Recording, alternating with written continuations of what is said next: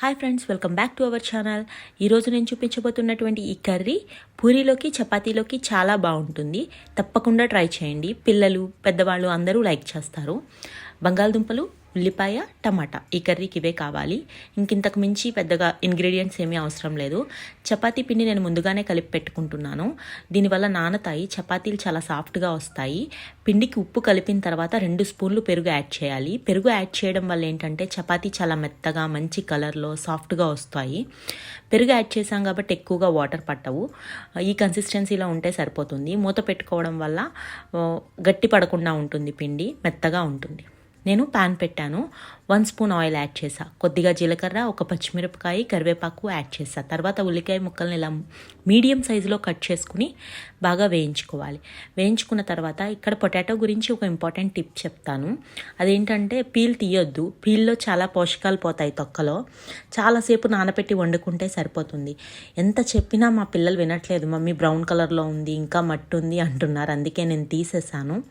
వాళ్ళు ఇంకా తినట్లేదు కదా, వేసేవే 4, ఇంకా వాటికి కూడా ఎందుకులే అని చెప్పి నేను బంగాళదుంపలు కూడా ముక్కలుగా కట్ చేశాను. ఒక్కొక్కటి 4 ముక్కలు ఇలా మీడియం సైజ్ కట్ చేసుకోవాలి. వాటిని కూడా కర్రీకి యాడ్ చేసి బాగా ఫ్రై చేయాలి. ఫ్రై చేసిన తర్వాత టమాటాలు తీసుకున్నాం కదా, వాటిని ఇలా చిన్న సైజులో కట్ చేసుకోవాలి. చాలా చిన్నగా, ఎంత వీలైతే అంత చిన్నగా. మనం 1 స్పూన్ జింజర్ గార్లిక్ పేస్ట్ వేసి బాగా ఫ్రై అయిన తర్వాత ఉప్పు, కారం, పసుపు కూడా యాడ్ చేయాలి. ఉప్పు, కారం, పసుపు అన్నీ కూడా ముక్కలకి బాగా పట్టిన తర్వాత, బాగా ఫ్రై అయిన తర్వాత, టమాటాలు కొంచెం మెత్తబడిన తర్వాత కొంచెం వాటర్, టీ గ్లాస్లో సగానికి ఆ కొంచెం వాటర్ మనం ఇది కర్రీకి యాడ్ చేసుకుని కుక్కర్ మూత క్లోజ్ చేసి కావలిస్తే ఉప్పు, కారం ఇప్పుడు అడ్జస్ట్ చేసుకుని హై ఫ్లేమ్ మీద ఒక విజిల్ రానివ్వాలి. ఈలోపు నేను ఒక గిన్నెలోకి 2 స్పూన్ల శనగపిండి తీసుకున్నాను. శనగపిండి డైరెక్ట్గా యాడ్ చేస్తే గడ్డలు కట్టేస్తుంది. సో నేను దీన్ని ఒక గ్లాస్ వాటర్, అంటే ఒక టీ గ్లాస్ వాటర్లో యాడ్ చేసి ఉండలేమీ లేకుండా బాగా పేస్ట్ లాగా, ఫైన్ పేస్ట్ లాగా కలిపి పక్కన పెట్టుకున్నాను. ఈలోపు నాకు హై ఫ్లేమ్ మీద ఒక విజిల్ వచ్చింది. వచ్చిన వెంటనే కట్టేయాలి, లేకపోతే పొటాటోలు చాలా మెత్తగా అయిపోతాయి. కుక్కర్ కాక తగ్గిన తర్వాత మూత తీసి చూస్తే ఇలా ఉంది.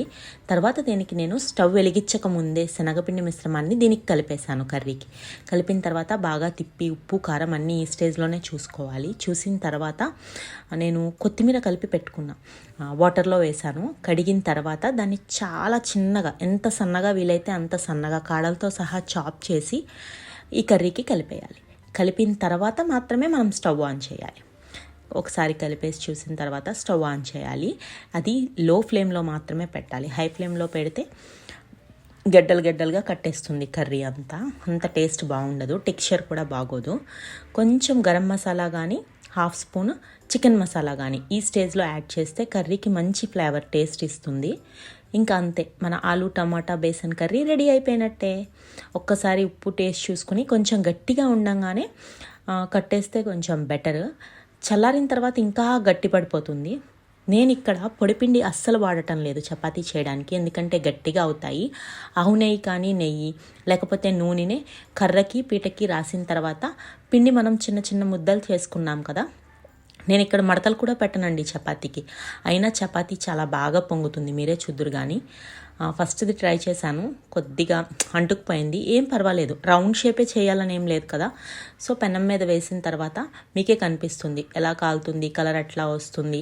డెఫినెట్గా బాగా పొంగుతాయి వితౌట్ ఆయిల్. ఇంకెక్కడ ఆయిల్ యూజ్ చేయాల్సిన అవసరం లేదు. నేనైతే వేయను ఇంకా ఆయిల్, పీటకి కర్రకి మాత్రమే రాస్తాను.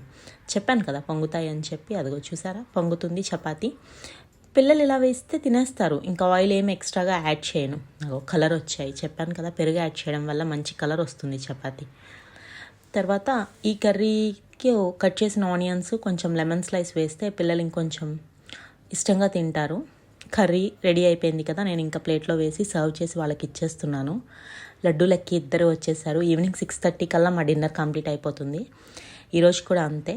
Thanks for watching. సబ్స్క్రైబ్ చేసుకోండి, లైక్ చేయండి ప్లీజ్.